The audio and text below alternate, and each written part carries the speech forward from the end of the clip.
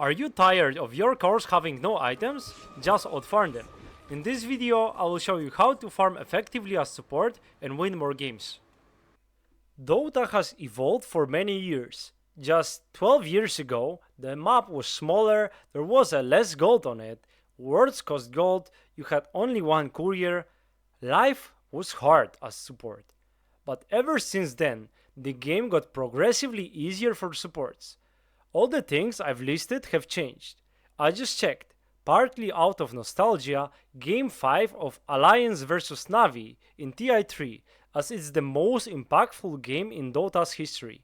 At 42 minutes, Kuroki, playing position 4, is sitting on 4k gold. I mean, not saved up, that is his net worth. Nowadays, it's very easy to have a triple of that as support. And the reason is that, in Dota, everyone is supposed to have gold. That's how the games are more balanced and fun for everyone.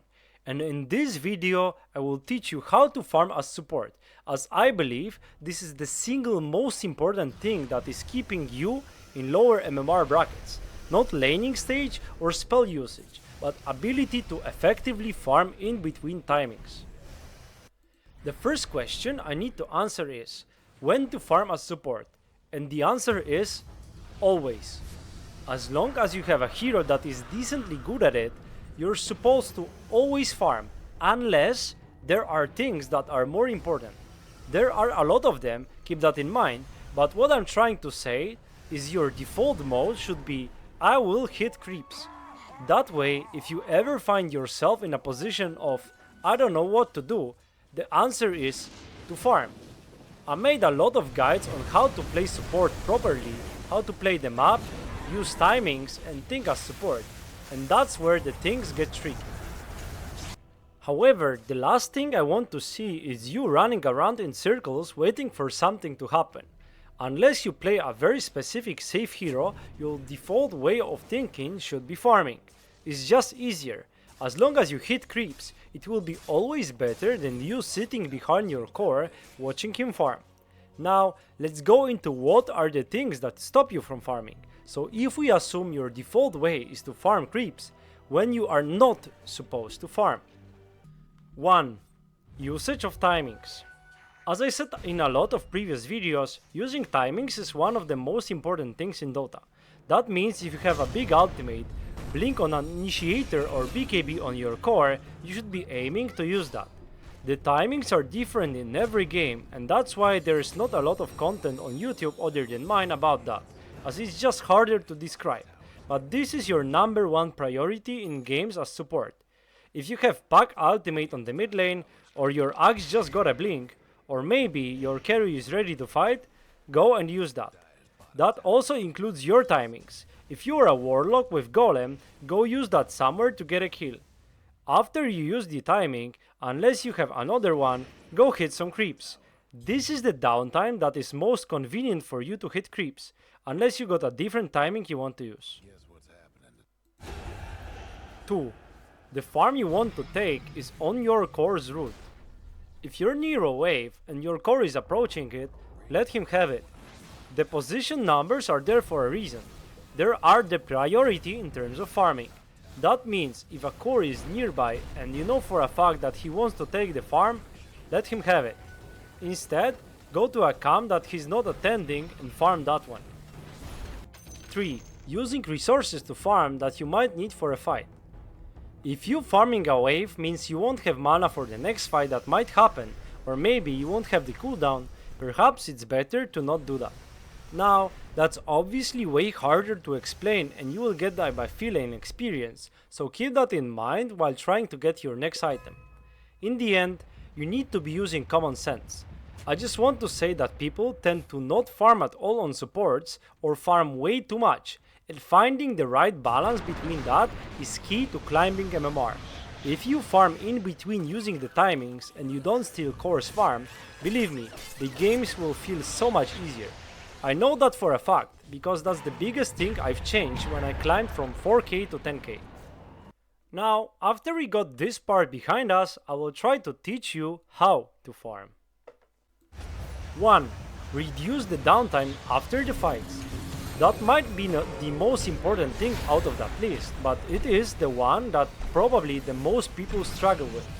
You know when the fight is over, right?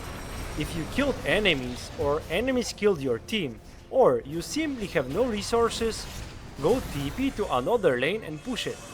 Unless there are resources that you need to get ASAP, go split and fix the lanes. That means you both farm and also get your team into a better position.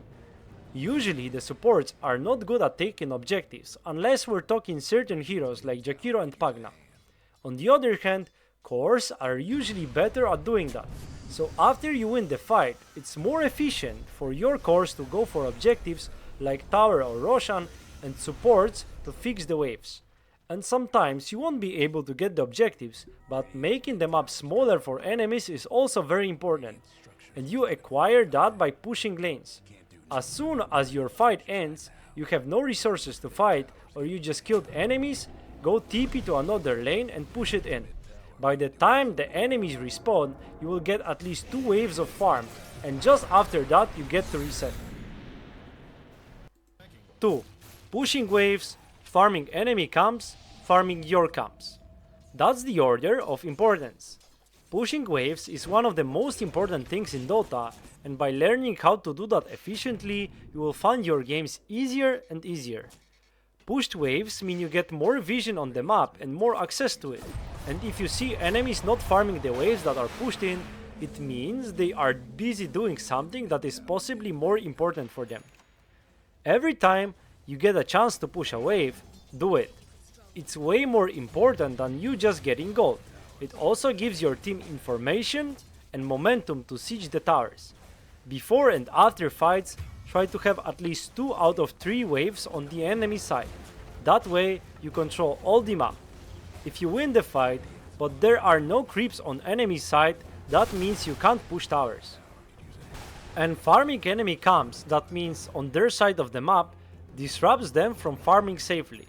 That means if you got to a place, even if you intend to leave that place, by farming their camps, you deny the gold that is safer for them. That also means you get a gold swing. Instead of getting enemies, let's say 100 gold, you get it. Farming enemy camps is also a very important tool in case of dominating the map. You can't deny enemies from taking waves that are approaching their towers, but you can take their camps. In the latest video that I played the Skyrat, you can see how our team gold's advantage grew as the game passed. It was because we took the access of enemy neutral camps and we took the gold from it. If you are strong, if you take enemy side of the map, most of the time you just deny them any gold from neutrals, but also the items. This is especially important around tier 4 and tier 5 neutral items, when they change the game so much and you have the tools to deny enemy from farming them. 3. Farm while walking towards places. You would like to get something done, but you have a spell to cast and farm a camp quickly? Do it. Be efficient while walking. If you have a certain hero that can farm quickly, it's really good practice to farm on the way. Maybe you will lose like 5 seconds while doing that, but it does add up. Just make sure that you won't be late. There's a difference between running to smoke with someone and going for the rune. While the former might not be that crucial, if you're late to secure the rune because you were farming camp, that often might be the difference between you getting the rune and losing it. 4. Pull camp is your big friend, even in the mid game. If you want to effectively farm, sometimes pulling camps in the mid game is the key. First, you won't need to use mana to farm it with help of your creeps, and then you also get enemy wave closer to you, so if you want to farm the wave, you don't need to risk so much. It also leads to your wave being closer to your towers, so enemies are less safe farming them. But this also applies to laning stage. If your lane is fine and your carry is farming, you should be pulling a lot. You get farmed that way and you deny some creeps from enemies. Just keep in mind that you need to last hit the creeps. 5. Farming aggressively under enemy towers. While this is not strictly connected to farming, but rather creating pressure on the map, it has to be there. As a support, sometimes the most impactful thing you can do is farming aggressively and making enemies rotate towards you. There are cases where you die and it is still worth it. Just make sure it's not a guaranteed death, but rather being pain in the enemy's ass so they have to address you. Forcing enemy TPs in the mid game and late game might be the best way to win teamfights. As long as you have your own TP, that way you can get back to your team and force enemies into fighting 4 vs 5. 6. Make sure your farm counts. Just because you can farm, it doesn't mean you have to be greedy with your items. Having a solar crest to put on your carry or a glimmer cape means you are more likely to win fights. Not every game you've got to farm items to farm more efficiently. Playing towards the good timing usually is your best bet. If you can feel like you're unlikely to end the game anytime soon, keep that in mind while buying the items. But if you can farm aggressively, that usually means you deny enemies from getting gold. And percentage wise, you might have your best chance to win the game at 25 minutes and not 45, as enemies will have no items to defend their high ground. And as a final thought, you have to learn it by yourself. Find the right balance in your games, as this is something you can change from game to game. Sometimes you will get the 3 cores that want to hit a lot of creeps, and there will be barely any space for you to do that. And in the next one, maybe offlaner or mid laner will be really inefficient when it comes to farming, and you got to be the one who does it. Learn how to adapt in between games, and find the right way for you to win them that way. Remember, maybe you're not a priority for farm, but farm is a priority for you. I hope this video will teach you a thing or two how to be efficient and farm as support. This is something that makes a huge difference. Knowing when you're allowed to hit creeps and when you'd rather stay with your team is the biggest difference between low ranks and high ranks. If you like support content, make sure you subscribe to the Support Heaven channel. See you!